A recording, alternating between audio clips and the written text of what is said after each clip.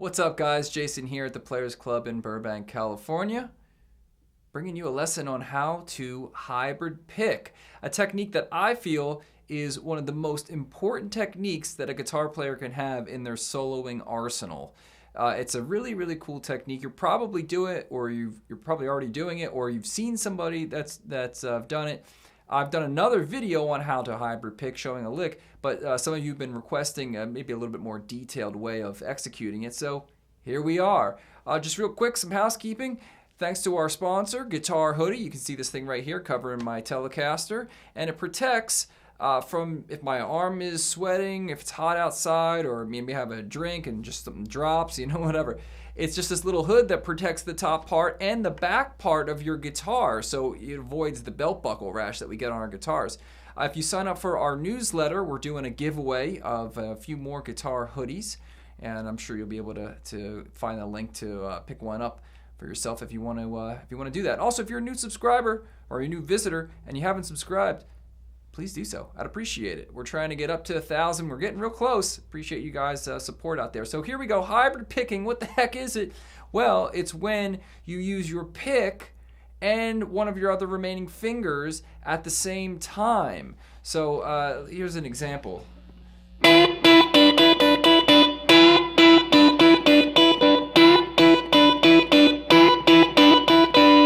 can see that I'm using my middle finger down here and the top part, my pick, on the G and on the high E right there. And what that's doing is allow me to play two notes that are a string, sometimes more, apart. So the way that you do it is you take your pick, and let's just say for example's sake, we're on the 9th fret of G. You place your third finger on the 9th fret of G. You take your pick, you place it on the G. Now, we're going to bar with our index finger. We're going to place it on the 7th fret of the high E string and the B string. So we're at that little bar position right there. Now, you're going to take your middle finger and place it on the high E string as your pick is on the G. And what you're going to do is try and pinch the fingers together like that. So your pick's going down and your middle finger is going to come up. So that's the motion that we're going for. Watch how, right when I pull away, sorry, I'm going to get in there a little better for you. You can see my hand's kind of popping away, right? So I'm trying to grab both strings and pull. Now I can do that with 5G to 9G while still keeping, 7G to 9G while still keeping the 7 of the high E string. You could also bend, or take your pinky finger, put it on 10 of high E. Right, but again, the idea is to pluck down with your pick and pop up with your middle finger.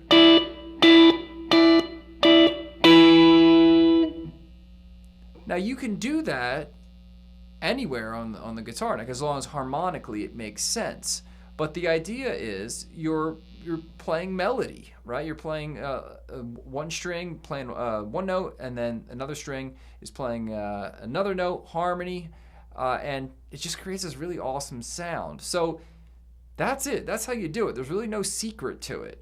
It's use your pick on a down strum, take your middle finger, put it on the underside of the additional string that you want to pop up or that you want to play, and try and pinch your fingers together, right? Now you're not going to actually be able to pinch them together, but create that kind of popping sound. So examples of this would be, Stevie Ray Vaughan for sure, the live Led Zeppelin Heartbreaker stuff. Okay, so if you take a listen to the solo section, right in the beginning page plays that, this part sounds something like this.